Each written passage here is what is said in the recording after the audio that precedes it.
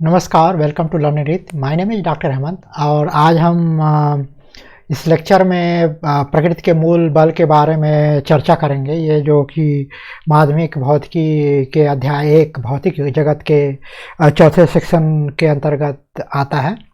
तो चलिए देखते हैं कि इस प्रकृति के मूल बल क्या हैं और कैसे ये इम्पोर्टेंट है। तो अगर हम प्रकृति के मूल बल की बात करें तो अगर हम देखें अपने दैनिक जीवन में तो हर जगह बल का इन्वॉल्व है। अगर हम किसी चीज़ को दूर फेंकते हैं या किसी वस्तु को उठाते हैं या मांसपेशियों का जो एक बल है, दो जैसे पहिया चलती है, अगर गाड़ी चलती है सड़क पर तो पहिया के बीच में घर्षण होता है। दो वस्तुओं के बीच में अपने हाथ में देखिए घर्षण है, इसमें एक बल इन्वॉल्व है। तो ऐसे बहुत सारे बलों के एग्जाम्पल आप देखेंगे कि स्प्रिंग आप खींचते हैं, उसे दबाते हैं तब भी आपको बल लगाना पड़ता है। तो ये सब बल है। क्या ये सारे बल भिन्न भिन्न हैं? क्या उन्हें एक स्मॉल सेट ऑफ बल, एक छोटे से समूह बलों के समूह से सारे बलों को रिप्रेजेंट किया जा सकता है? ये एक बड़ा क्वेश्चन है। और अगर हम भौतिकी में बात करें तो जैसा हम हमेशा पिछले लेक्चरों में भी हमने बात की है कि भौतिकी का जो टेंडेंसी है वो यूनिफाइड थियरी की तरफ है। हम हमेशा प्रकृति के नियमों और कानूनों की खोज करते रहते हैं और ऐसे नियम बताते रहते हैं, उसके ऑब्जर्वेशन से फिनोमेना को स्टडी करके कि कैसे हम एक नियम बनाएं जिससे हम बहुत सारी घटनाओं को एक्सप्लेन कर सकें। तो इस दिशा में अगर आप सोचें तो हम निश्चित रूप से ये जानना चाहेंगे कि और कौन से मूल बल हैं जिससे हम सभी प्रकार के बलों को व्याख्या कर सकते हैं। तो इस प्रकार से अगर हम देखें तो हमारे पास कुल 4 मूल बल हैं: गुरुत्वाकर्षण बल, विद्युत चुंबकीय बल, प्रबल परमाणु और दुर्बल परमाणु बल। तो आइए इनके बारे में जानते हैं कि ये क्या हैं और क्या इनकी विशेषताएं हैं और कैसे एक दूसरे से भिन्न हैं। तो सबसे पहले हम गुरुत्वाकर्षण बल की बात करते हैं। तो ये गुरुत्वाकर्षण बल एक यूनिवर्सल फोर्स है। अगर आप कहें कि एक सभी ब्रह्मांड में, इस पृथ्वी के ब्रह्मांड के सभी वस्तुओं के बीच में ये बल कार्य करता है और ये वस्तु के द्रव्यमान पे डिपेंड करता है। कोई भी वस्तु जिसके पास उसकी द्रव्यमान है और दो वस्तुओं के बीच में जो द्रव्यमान वाली वस्तुएं हैं उनके बीच में ये गुरुत्वाकर्षण बल का कार्य करता है। ये गुरुत्वाकर्षण बल आप पृथ्वी पे हैं, चंद्रमा पे हैं, सूर्य द्वारा भी पृथ्वी पर गुरुत्वाकर्षण बल लग रहा है, चंद्रमा पे भी लग रहा है। पृथ्वी का गुरुत्वाकर्षण बल चंद्रमा पर लग रहा है, चंद्रमा का गुरुत्वाकर्षण पृथ्वी पर लगा। अब ये अलग बात है कि किसका मास कितना है, किसके सापेक्ष कौन कितना स्ट्रांग है, बट ये सारे बल जो दो विभिन्न मासों के बीच में विभिन्न दूरियों पे लगते हैं वो गुरुत्वाकर्षण बल लगते हैं। और इस प्रकार से अगर गुरुत्वाकर्षण के आगे के प्रॉपर्टीज की बात करें तो ये जैसा कि हमने कहा कि ब्रह्मांड के सभी वस्तुओं के बीच में लगता है और इनका जो परास है, जो वर्किंग रेंज है वो इनफाइनाइट है। मतलब इनफाइनाइट दूरी पे दो वस्तुएं एक दूसरे के पर बल लगाती हैं और ये अगर उनके बीच की दूरी है तो आप उसे महसूस नहीं कर सकते हैं, बट वहाँ पे वो बल लग रहा है। बट जैसे वो पास होती हैं और बहुत भारी द्रव्यमान की वस्तुएं हैं तो एक दूसरे पे बल लगाती हैं। और लेट्स से अगर हम, जैसे कि हमने कहा कि कुल 4 मूल बल हैं जिसे हम सभी प्रकार के बलों को की व्याख्या कर सकते हैं। तो उसमें अगर आपेक्षिक क्षमता की बात करें, रिलेटिव स्ट्रेंथ की बात करें तो हम गुरुत्वाकर्षण को अगर 1 माने तो हम इसके रिस्पेक्ट में देखें कि बाकी सब कितने स्ट्रांग और इससे कितने वीक हैं। तो अगला बल पे हम चर्चा करते हैं। तो अगला बल है विद्युत चुंबकीय बल। तो ये जो बल है ये डिफरेंस ये, जैसे कि हमने कहा गुरुत्वाकर्षण बल में ये बल दो विभिन्न मासों पर डिपेंड करता है कि वस्तु की मास क्या है, द्रव्यमान क्या है। उसके विपरीत जो चुंबकीय बल है वो वस्तु के चार्ज पे डिपेंड करता है कि उसका आवेश क्या है। और ये गुरुत्वाकर्षण बल हमेशा एक अट्रैक्शन फोर्स होता है, एक आकर्षण का बल होता है, जबकि जो विद्युत चुंबकीय बल है ये आवेश पे डिपेंड करता है। अगर दो पॉजिटिव चार्ज हैं तो इनके बीच में रिपल्सन का काम होगा, जो प्रतिकर्षण बल लगेगा। और जो एक पॉजिटिव और नेगेटिव है तो उनके बीच में जो बल लगेगा वो होगा आकर्षण बल। तो ये चार्ज पे डिपेंड करता है और ये 2 प्रकार के होता है, ये बहुत ही इंपॉर्टेंट है। और ये बल भी जिसका परास जो वैलिडिटी रेंज है वो इनफाइनाइट है, इनफाइनाइट दूरी पे वस्तुओं पे जो चार्ज पार्टिकल है उनके बीच में ये बल लगता है। और सबसे महत्वपूर्ण बात ये, अगर गुरुत्वाकर्षण की तुलना करें, अगर इसकी अपेक्षिक क्षमता हम 1 रखते हैं तो इसकी अपेक्षिक क्षमता इसके रिलेटिव में 10⁻37 टाइम्स स्ट्रांगर है। आप इमेजिन कर सकते हैं कि अपेक्षिक क्षमता कितना स्ट्रांग है। और आप इसका एक सबसे साधारण एग्जांपल हम लेते हैं। तो जैसे मान लीजिए एक वस्तु है जो हमारे हाथ में है और इसे हमें अपने इस पंजे पे रखा है, ठीक है। तो आप इसका एक भार महसूस कर रहे हैं, एक बल लग रहा है आपके हाथ पे जिसे आप फील कर सकते हैं।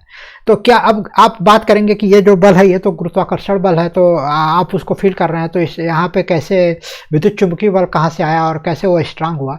तो अगर आप देखें तो जो आपके हाथ हैं वो जो बहुत छोटे छोटे परमाणुओं से बने हुए हैं, और ये वस्तु की ही बात करें बहुत सारे छोटे छोटे कणों से परमाणुओं से बने हुए हैं, और ये जो परमाणु है एक दूसरे पे आकर्षण या प्रतिकर्षण का बल लगाते हैं, क्योंकि वो चार्ज पार्टिकल्स हैं उसके अराउंड चक्कर लगा रहे हैं और उसको बहुत पास ले जाते हैं या बहुत दूर हैं, उस पर डिपेंड करता है। बट उनके जो चार्ज पार्टिकल इस कंस्टिट्यूएंट पार्टिकल है उनके बीच में ये विद्युत चुंबकीय बल लगता है।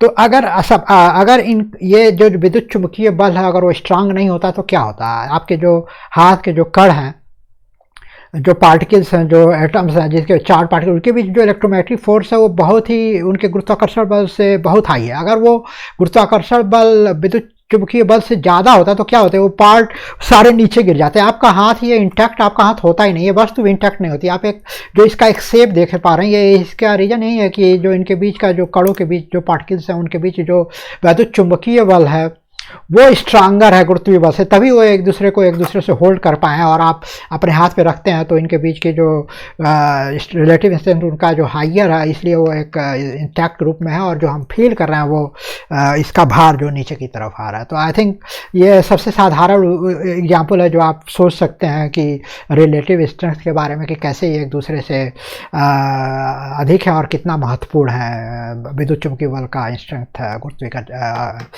गुरुत्वाकर्षण बल से। आइए अब आगे देखते हैं हमारा प्रबल परमाणु बल।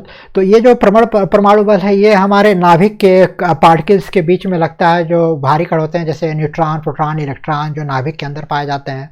और सबसे महत्वपूर्ण बात इसके साथ ये है कि ये हमेशा आकर्षण का होता है। ये बल चार्ज डिपेंडेंट नहीं होता है, ये इलेक्ट्रॉन न्यूट्रॉन प्रोटॉन के बीच, दो न्यूट्रॉनों के बीच में भी ये बल लगता है। और इनका जो वैलिडिटी रेंज है, जो परास है, वो 10⁻⁻15 मतलब बहुत ही शॉर्ट रेंज, लघु परमाणु आकार के रेंज में काम करता है। इसके विपरीत जहाँ पे हमने गुरुत्वाकर्षण और विद्युत चुंबकीय बल की बात की, उनका जो परास है वो जो वैलिडिटी रेंज है वो इनफाइट रेंज के वस्तुओं के बीच में लगता है। तो ये बहुत ही महत्वपूर्ण घटना है कि आप इसे बाहर की तरफ नहीं फेंक सकते हैं, बट जो सारे फिनोमेना हमारे परमाणु के अंदर वाले हैं और उनके बलों को से रिलेटेड जो घटनाएं हैं उनको एक्सप्लेन करने के लिए हम परमाणु बल का उपयोग करते हैं।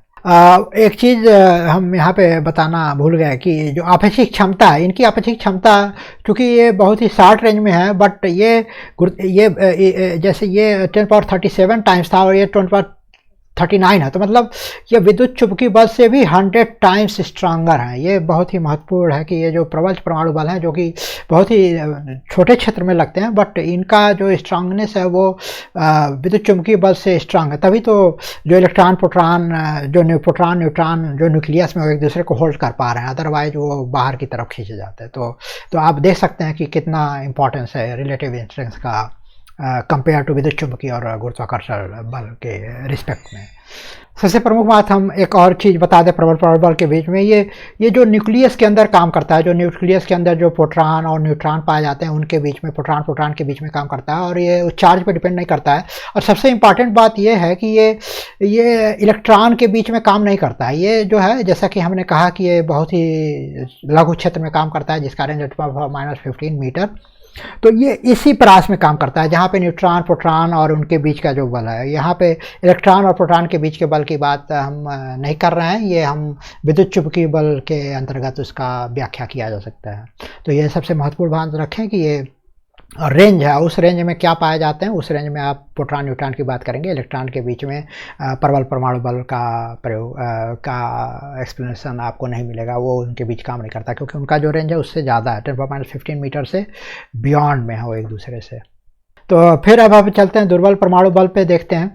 तो ये जो दुर्बल परमाणु बल है इनका रेंज इवन शॉर्टर है, ये उससे भी छोटे, प्रबल परमाणु बल से भी छोटे रेंज में काम करते हैं। ये जो बहुत सारे हमारे प्राथमिक कण हैं, जैसे एलिमेंट्री पार्टिकुलर जैसे इलेक्ट्रॉन, न्यूट्रिनो, पॉजिट्रॉन, ये सारे कण हैं जो आप शायद अभी इंटरमीडिएट में ना पढ़ें, आपको हायर क्लासेज में या न्यूक्लियर फिजिक्स पढ़ेंगे उसके बारे में वहाँ पे ज़्यादा पढ़ेंगे।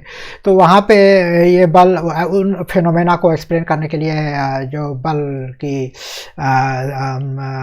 परिकल्पना कर रहे हैं वो दुर्बल परमाणु बल के आधार पर उन सबका एक्सप्लेन किया जा सकता है। और इनकी आपेक्षिक क्षमता जो है वो हमारा गुरुत्वाकर्षण बल, विद्युत चुंबकीय बल, प्रबल परमाणु बल से कम है। तो अगर हम रिलेटिव स्ट्रेंथ की बात करें ये चारों बलों में, तो सबसे स्ट्रांगेस्ट बल हुआ हमारा प्रबल परमाणु बल, फिर आता है विद्युत चुंबकीय बल, देन आपका आता है दुर्बल परमाणु बल, और सबसे लास्ट और सबसे वीक कंपैरेटिवली है गुरुत्वाकर्षण बल। तो ये तो हमारे हो गए रिलेटिव स्ट्रेंथ। और सबसे इम्पॉर्टेंट पॉइंट जैसा कि हमने डिस्कस किया, जो गुरुत्वाकर्षण बल है वो मास डिपेंडेंट है, द्रव्यमान। जो विद्युत चुंबकीय बल है वो चार्ज डिपेंडेंट है, आवेश। और जो प्रबल परमाणु और दुर्बल परमाणु बल है ये चार्ज इंडिपेंडेंट है बट बहुत ही शॉर्ट रेंज में कार्य करते हैं। तो ये हो गया कंपैरेटिवली सभी बलों का कंपैरिजन एक दूसरे से। उम्मीद करते हैं कि आपको ये चारों बल के जो डिस्टिंग्विश आप कर सकते हैं कि कैसे एक दूसरे से डिफरेंट है और कैसे इन विभिन्न क्षेत्रों में जो फिनोमेना है उनको एक्सप्लेन करने के लिए अलग अलग इन चारों बलों को हम उपयोग कर सकते हैं। तो ये तो रहे हमारे चार प्रमुख बल। आपने देखा कि कैसे विभिन्न प्रकार के हम बल अपने चारों तरफ दुनिया में देखते हैं, बट उन्हें सारे बलों को उनके रेंज के आधार पे हम मुख्यतः चार मुख्य बलों के से उन्हें एक्सप्लेन कर सकते हैं, उनको विभाजित कर सकते हैं। तो यहाँ पे हम ये सेक्शन को समाप्त करते हैं और हम आपको फिर मिलेंगे अगले सेक्शन में, जिसका जहाँ पे हम देखेंगे भौतिकी नियमों की प्रकृति और कैसे वो इम्पॉर्टेंट है और कैसे वो फिजिक्स में उनका क्या महत्व है। तो इसके साथ ही धन्यवाद।